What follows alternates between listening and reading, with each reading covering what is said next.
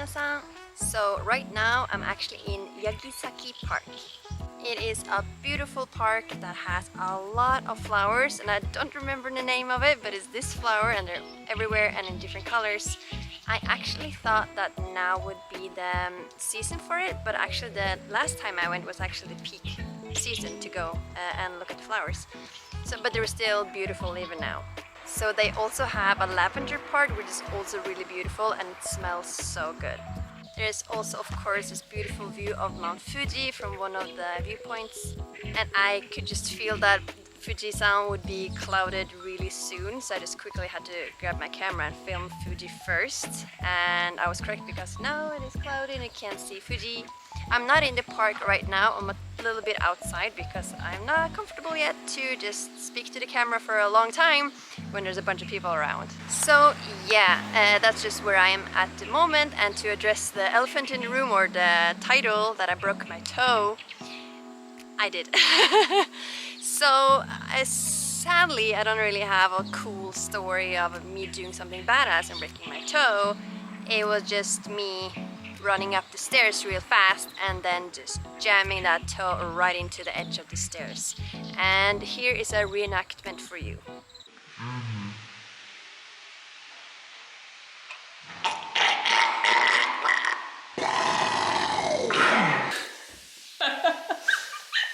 So now that you see how I broke my toe, it's doing fine. It's a little bit painful to work, but it's just how it is. There's nothing you can do about a toe like that. You just have to tape it to another toe and then just try to keep it as straight as possible and just give it time to heal. So that's what I'm doing. For the main part of this video is actually me talking to you a little bit about what I have been doing this half year in Japan and what my plan is to do the next half year. So I came to Japan on my working holiday visa right after Christmas last year, aka the 26th of December 2022. And when I got to Japan, I did not have a place to stay, but I was lucky enough to stay with my friend's mom for 2 weeks while I was searching for a place to stay, a share house. Because my original plan here in Japan was to rent a place, stay there, find a part-time job of some sort, and then travel around. And I ended up staying in Tokyo for 3 months. But I quickly realized that it was more difficult to get a part-time job than I thought, because I didn't want to do teaching at that point, because that's what I've been doing for the last 7 years, is being an elementary school teacher. So I didn't want to leave that behind in Norway and then come to Japan just to do the same thing. So I didn't want to be an English teacher, so I tried to apply for like a regular Japanese job at like restaurants and companies, and I failed miserably. No one wanted to hire me. So when I realized that, okay, I'm not gonna have an income right away, and renting a place is quite expensive, and even though the share house was big, I loved it. I made multiple videos there. I loved my room, it was big. They had an onsen, a gym, big kitchen and all that, and I really liked that. But it was almost an hour away from Shinjuku, or from like the main city of Tokyo, and it was really expensive to travel back and forth by train.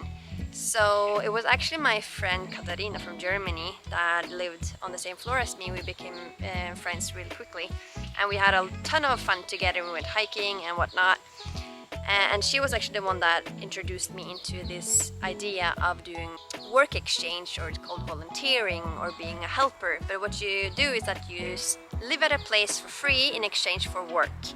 And I have never heard about that concept at all, so I was very much intrigued. So I quickly decided that, okay, I want to try this too. So because that makes it possible for you to live in different places in Japan without having to pay any like move-in fees or all that jazz. You don't have to write a contract. You just quickly get to a new place and you start.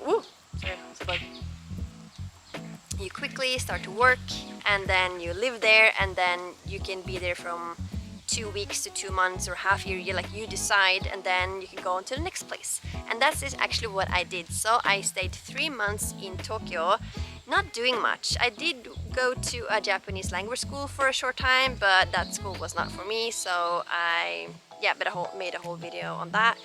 Then I decided, no, I'm gonna do this work exchange, so I went to Okinawa. And I stayed there in Naha for 3 weeks, and it was awesome.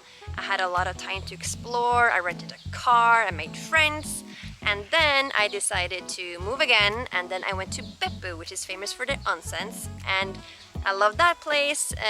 That place also, I was only working 4 days a week, which was awesome. Usually you work 5 days a week and then you have 2 days off. And again, awesome people there. And then I am here now, and I've now been here for 5 weeks near Fuji, aka Fujikawaguchiko. Yeah, my stay here is coming to an end. My friend Marte from Norway is actually coming, and we're gonna travel around Tokyo and also some other parts of Japan together. And it's her very first time being in Japan, so I'm just so excited to experience Japan all over again through her eyes. So, and I just miss her a lot, and I'm really looking forward to seeing her again. And when those 2 weeks are up, we're both going back to Norway together, and I'll be back home for 2 weeks. I miss my husband, I miss my family, I miss my friends, and I also miss my students. I'm actually gonna go visit them at school, which I'm really looking forward to. And after that, so I had a plan originally. I was planning to continue doing this work exchange that I'm doing. You know, I do the cleaning and I stay for free. But to be honest, I'm getting a little bit tired of it already. I want to do something new. So coming back to Japan after being in Norway for 2 weeks, my plan was to do 2 weeks in Osaka at a hostel, doing what I've already been doing now 3 times, cleaning, in exchange for accommodation, and then I would do 1 month in a samurai house in Kyoto. But I got notified by a friend that that place was not really a good place to go, and I got some bad vibes from them myself just by how they operate stuff. So I actually ended up canceling it. So what I did is like, okay, I want to reevaluate what I want to do. So I've been doing 3 months, just actually doing whatever I wanted to do, not really having a plan in Tokyo, to doing this work exchange. I cleaned for accommodation. Now I've done that for some period of time, and I don't really want to do that the rest of the year. So I was like, okay, what do I want to do? So I started actually looking at paid positions which also have free accommodation.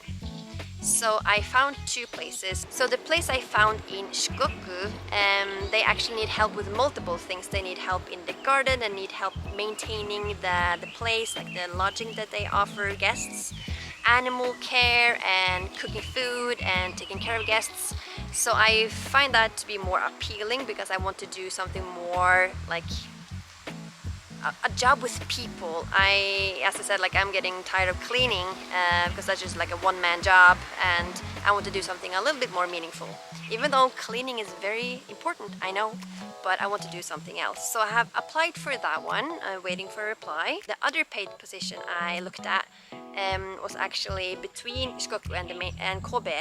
I don't remember what that, Arakuji something Shima. And that's also, again, paid position and also accommodation. And then they have villas, like 6 villas with guests, of course, staying over. And they need people to take care of the guests, but also help in the kitchen and in the cafe/bar. So I think that also sounded really interesting.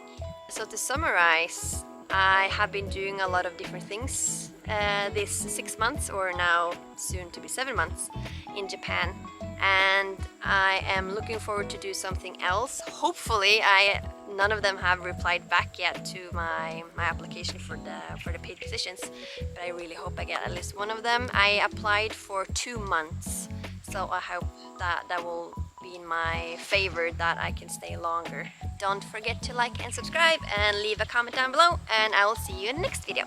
Mata ne!